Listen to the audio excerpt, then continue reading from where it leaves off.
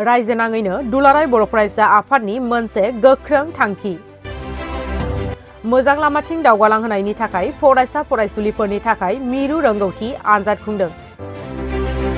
रायजोनि गोबां जिल्लायाव फरायसा फरायसुलिफोरनि मिरु रोंगौथि आनजाद खुंनायजों लोगोसे गहपुर हालामनि दैमालु गोजौ फरायसालियाव मिरु रोंगौथि आनजाद खुंदों। मोन 17 जिल्लानि 19,000 फरायसा फरायसुलिफोरा दुलाराय बर' फरायसा आफादजों खुंजानाय मिरु रोंगौथि आनजादाव बाहागो लायो। बर' बिजोंनि फरायसा फरायसुलिफोरखौ मोजां लामाथिं लांनायनि थांखिजों दुलाराय बर' फरायसा आफाद एबसुआ मोनसे गोख्रों थांखि लादों। दिनै दुलाराय बर' फरायसा आफादनि दारै नैबे जाखांबोबाय थानाय इयुन जोलै बर' बिजोङाव फरायबाय थानाय फरायसुला फरायसुलिफोरखौ जोंनि आसामाव जेरैबायदि गहपुरा बा जिखुनु कम्पिटिटिभ एग्जामाव प्रि प्लान बा थियारि जानो थाखाय 9 आरो 10 थाखोनिफ्रायनो बर' बिजोंनि फरायसुला फरायसुलिफोरखौबो मोनसे रोंखा राखा इयुनाव मोनसे सिभिल सार्भिस बा मोनसे कम्पिटिटिभ एग्जामाव बाहागो लाहैनो फ्रात-फ्रित खालामनो थाखाय दुलाराय बर' फरायसा आफादा टेलेन्ट सार्च एबा मोनसे कम्पिटिटिभ एग्जामखौ सारा आसामनि जेराव जेराव बर' बिजोंनि फरायसालि दं बे फरायसालिफोरखौ लाफानानै दिनैनि थारिखआव सारा आसामावनो दुलाराय बर' फरायसा आफादा टेलेन्ट सार्चखौ खुंदों। आरो बेनि गुबै उद्देश्यआनो आं दा बावैसो बुंनाय जेनेबा आसामाव जेरैहाय गहपुरा कम्पिटिटिभ एग्जामिनेसन फाथिनाय जायो थिग बेबायदिनो बर' फरायसा आफादा हुकियायै बा आलादायै नैबे आनजादखौ फाथिनाय जादों। मा क्लासनिफ्राय बेसेबां क्लाससिम लादों? दायोथ' 9 आरो 10 थाखोनि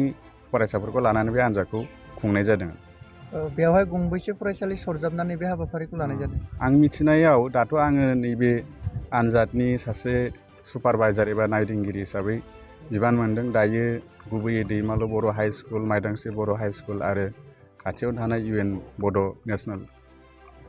एकाडेमिनिफ्राय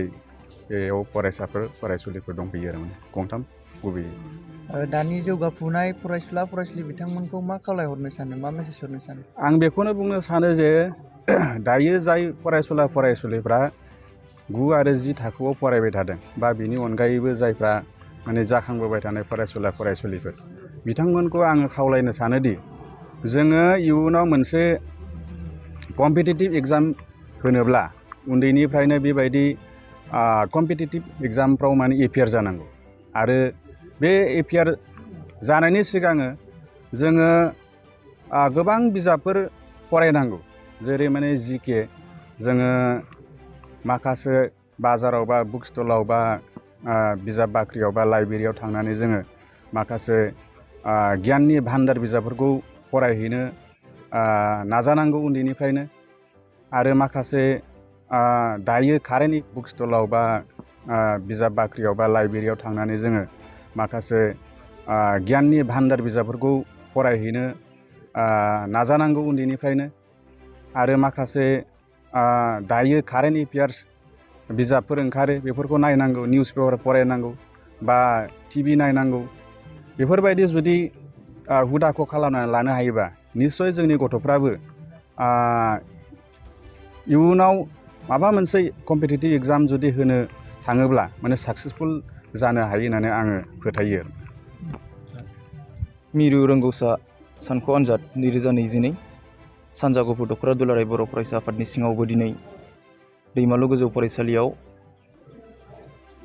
आलुफारा प्राइमारि गुदि बर' थुनलाइ आफादनि आफादगिरि समर सिं दैमारि जाय सारनि सुपारभाइजिंनि गेजेरजों दख'रानि सिङाव थानाय गंथाम बर' फरायसालि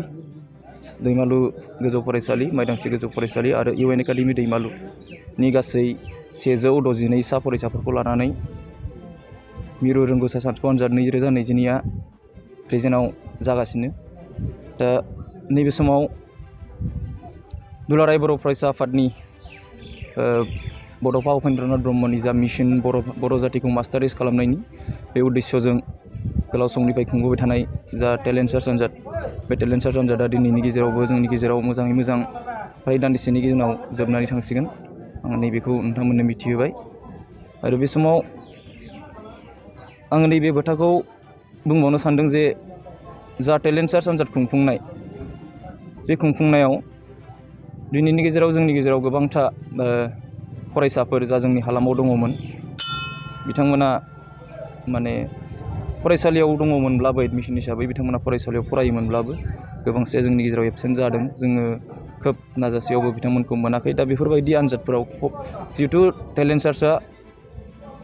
बर' फरायसाफोरनि थाखायनो जाय बर' फरायसाफोरा दिनै जोंनि गामि गफा जिहेतु फ्राय बर' फरायसाफोरा जोङो गामि एरियायाव बिलंस खालामो रावबो टाउननि गैया जोङो गोदान मोनसे इनभाइरनमेन्ट मोननाया जोंनि थाखाय खोब खम दा बेफोर हिसाबै दिनैनि दिनाव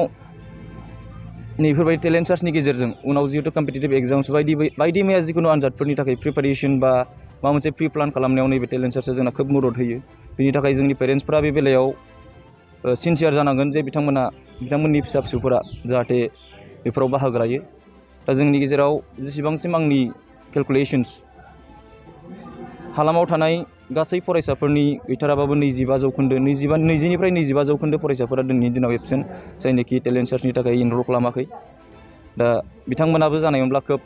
मोजां जागौमोन जोङो थांनाय माखासे बोसोर दिनैनिफ्राय 3 बोसोरसो सिगांनिफ्राय टेलेन्ट सार्चआ मुलुगनां साग्लोबसार जानाय कर'ना भाइरासनि थाखाय बन्द' जानानै दङमोन फिन देग्लाय 2022 मायथाइयाव जाखांफिनबाय उननि समावबो बेबायदिनो खुंजालांबाय थागोन जाहाथे उननि समाव